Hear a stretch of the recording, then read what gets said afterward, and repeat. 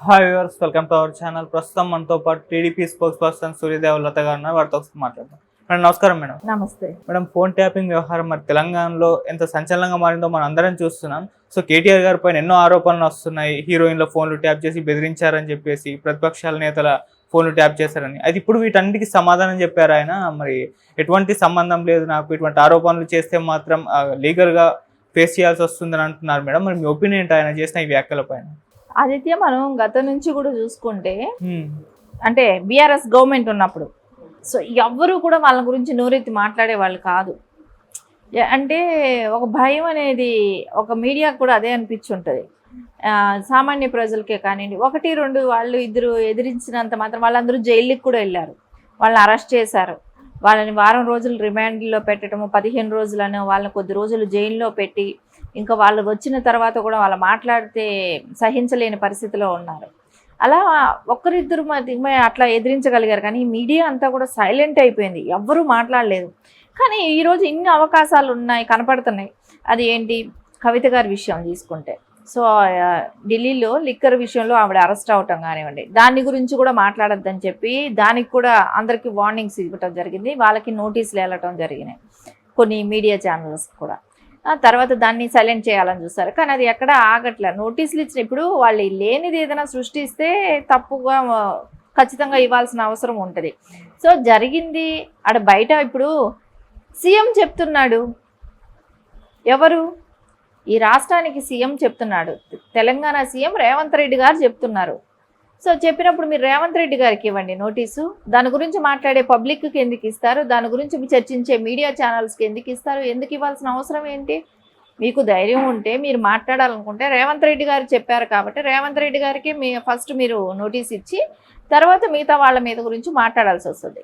So వాళ్ళకేంటి, వాళ్ళకి ఆధారాలు ఉన్నాయి కాబట్టి, ఎవిడెన్స్ ఉన్నాయి కాబట్టి వాళ్ళు మాట్లాడుతున్నారు.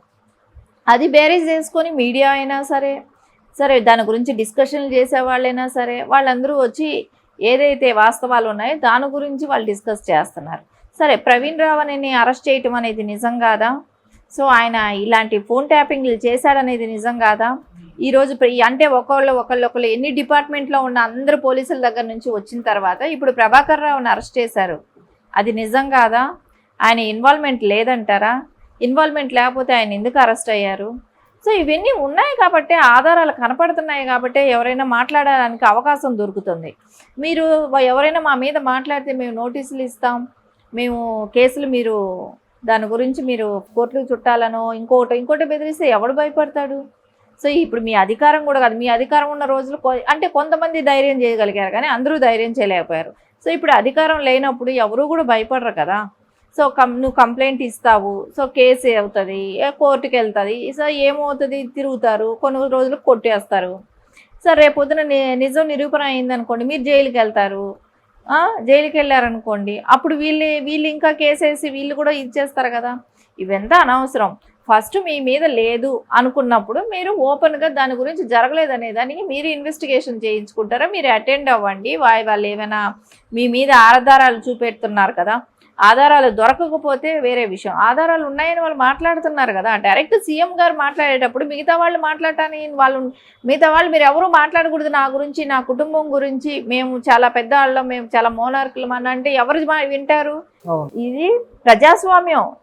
సో పబ్లిక్ లైఫ్కి వచ్చినప్పుడు మీరు నడుచుకునే విధానమే అందరూ గమనిస్తుంటారు కదా. అలాంటప్పుడు వాళ్ళు ఖచ్చితంగా మాట్లాడతారు. మాట్లాడినప్పుడు దానికి మనం రెస్పాండ్ అంటే మన నిజాయితీ ఏంటని మనం నిరూపించుకోవటానికి ట్రై చేయాలి. అంతేగాని నా గురించి మాట్లాడితే మీ మీద కేసులు పెడతానంటే అది ఎంతవరకు కరెక్ట్? అది కరెక్ట్ కాదు కదా. సో మీరు ధైర్యం ఉంటే సీఎం గారి మీద పెట్టండి. ఫస్ట్ సీఎం గారు మాట్లాడుతున్నారు కదా, ఆయనకి అది ఆధారాలు ఉండబట్టే మాట్లాడారు కదా. అంటే మీరు కూడా అన్నారు, ఒకళ్ళిద్దరు ఫోన్లు విన్నాము, ఏం చేసుకుంటారో చేసుకోండి అన్నారు. ఒకళ్ళిద్దరు ఫోన్ వినడమైనా తప్పే కదా. మీరు ఎన్నరు ఒకళ్ళిద్దరువైనా తప్పే కదా. వాళ్ళ అనుమతి లేని వాళ్ళు ఏమైనా క్రైమ్ చేశారా? వాళ్ళు ఏమైనా క్రిమినల్సా? వాళ్ళు ఏమైనా తీవ్రవాదులా? వాళ్ళు ఏమైనా మావోయిస్టులా? వాళ్ళకి ఏమైనా హెల్ప్ చేసేవాళ్ళ? వాళ్ళు కాదు కదా. కానప్పుడు అలాంటప్పుడు వాళ్ళ మీద ఒకళ్ళిద్దరి మీద నిఘా పెట్టామని అన్నప్పుడు అది కూడా తప్పే కదా. సో ఇవన్నీ ఉన్నాయి కాబట్టే మాట్లాడుతున్నారు. మనం పబ్లిక్ లైఫ్కి వచ్చినప్పుడు ఇలాంటివి కామన్ మాట్లాడతారు. సో నిజం కాదనుకుంటే అదే తేట తెల్లమవుతుంది. ఈరోజు ఏ మీడియా అయితే మాట్లాడుతుందో, ఎవరైతే మాట్లాడుతున్నారో రేపొద్దున వాళ్ళే అది లేదు ఇది కాదని చెప్పే ఆస్కారం ఖచ్చితంగా ఉంది. అందుకని ఎందుకు మీడియాల మీద మాట్లాడటమే, దాని గురించి విమర్శించే వాళ్ళ మీద మాట్లాడటమైనా ఇవన్నీ వేస్ట్. మన మీద నిజ నిర్ధారణ జరిగే వరకు కొంచెం వెయిట్ చేయండి. మీ కేసులు ఉన్నాయా లేవా అనేది తెలుస్తుంది. ఇప్పుడు ప్రభాకర్ గారిని తీసుకెళ్లారు, ఆయన రేపు అప్రూవల్గా మారిపోయి మీ అందరి పేర్లు ఏమైనా చెప్తాడేమో. ఇవన్నీ కూడా ప్రాసెస్ నడుస్తుంది. సో వెయిట్ చేయాల్సిన అవసరం అయితే ఉంది. సో ఈ లోపల ఎందుకు మాట్లాడటం, కేసులు పెడతాం, అది చేస్తాం, ఇది చేస్తాం అంటే కేసులు పెడితే ఎవరండి భయపడతారు ఇవాళ రేపు? సరే రేపు ఒకవేళ నిర్ధారణ అయ్యింది, మీరే చేశారని నిర్ధారణ అయింది, అప్పుడు వీళ్ళు తిప్పి మీ మీద కేసు పెడతారా? వాళ్ళు కూడా పరువు నష్టం వేస్తారు కదా. ఇది కాదు, పబ్లిక్ లైఫ్లో ఉన్నప్పుడు నిరూపించుకోవడానికి టైం పడుతుంది, కాస్త ఆగండి. అంతేగాని ప్రతిదాన్ని మీరు లాగుతూ ఉన్నారంటే అందరూ ఇది చేస్తారు, డ్రాగన్ చేస్తుంటారు. మనం అధికారం కోల్పోయాక మొత్తం బీఆర్ఎస్ పార్టీ పైన మనం ఎటువంటి కేసులు నమోదవుతున్నాయి చూస్తున్నాం.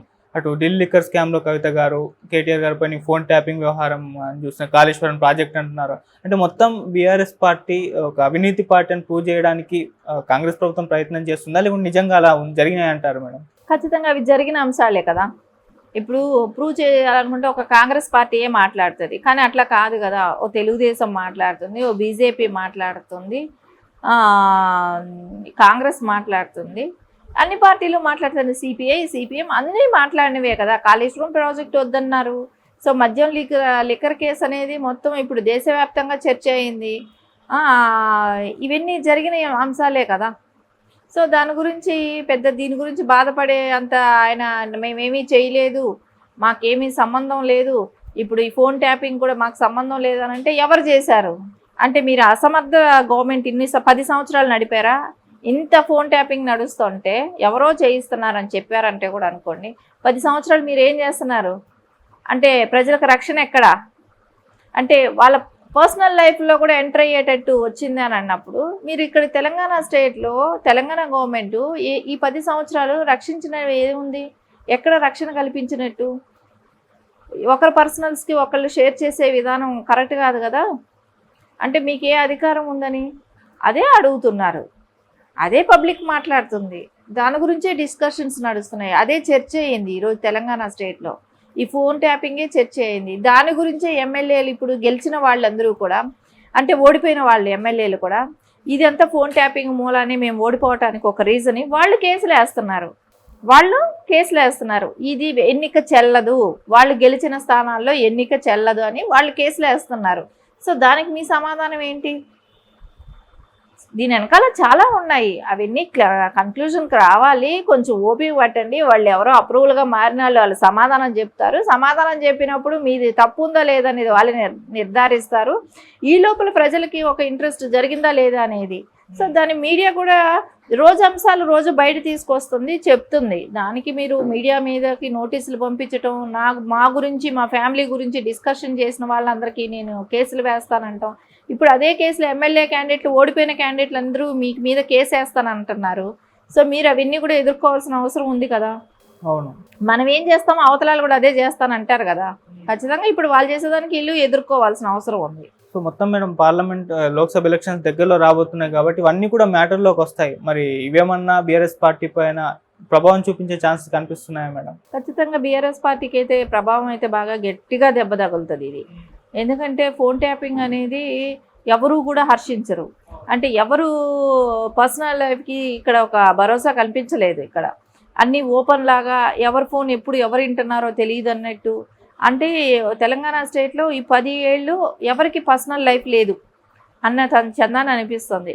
అంటే ఒక పొలిటీషియన్స్, సినిమా రంగానికే సంబంధించిన వాళ్ళే కానీ, బిజినెస్సే కానివ్వండి, బిల్డర్సే కానివ్వండి, అన్ని రంగాలకి సంబంధించిన వాళ్ళ మీద అందరి మీద నిఘా. మంత్రులైనా సరే, వాళ్ళ కుటుంబ సభ్యుల మహిళల మీదైనా సరే, ఈ మహిళా హీరోయిన్స్ మీదైనా సరే, ఇట్లా ప్రతి అందరి మీద నిఘా పెట్టినప్పుడు సో వాళ్ళకి ఖచ్చితంగా అనిపిస్తుంది కదా. ఇది బాగా డీప్ ప్రజల్లోకి బాగా వెళ్ళింది ఈ ఫోన్ ట్యాపింగ్ అనేది. సరే ఇంకా కాళేశ్వరం తీసుకుంటే ఆ మేడిగట్ అది పిల్లర్స్ కుంగిపోవటమే కానివ్వండి, ఇవన్నీ కూడా మనకు ఒక తెలుస్తుంది కదా, ఒక అవగాహన వచ్చేసింది. ఈ 10 సంవత్సరాలు వీళ్ళు చేసిందే కానీ ఈ లిక్కర్ గురించి అక్కడ లిక్కరే కాదు, ఢిల్లీ లిక్కర్ కాదు, రేపు పొద్దున ఇక్కడ తెలంగాణలో ఉన్న లిక్కరు ఇవి స్కామ్లు బయటపడ్డాయంటే దానికి మించిన లిక్కర్ స్కామ్లు ఇక్కడ తెలంగాణ స్టేట్లో జరిగాయి. అవును. ఇవన్నీ బయట వస్తాయి. ఇంక ఇట్లాంటివి చాలా ఉన్నాయి కాబట్టి ప్రతి దాంట్లో వీళ్ళు ఇరుక్కొని ఉన్నారు కాబట్టి ఖచ్చితంగా ఇది ప్రజలకి ఇప్పటికే చాలా తెలుసాయి. ఇంకా ఫ్యూచర్లో ఇంకో ఈ 40 రోజుల్లో ఇంకెన్ని బయటపడతాయో.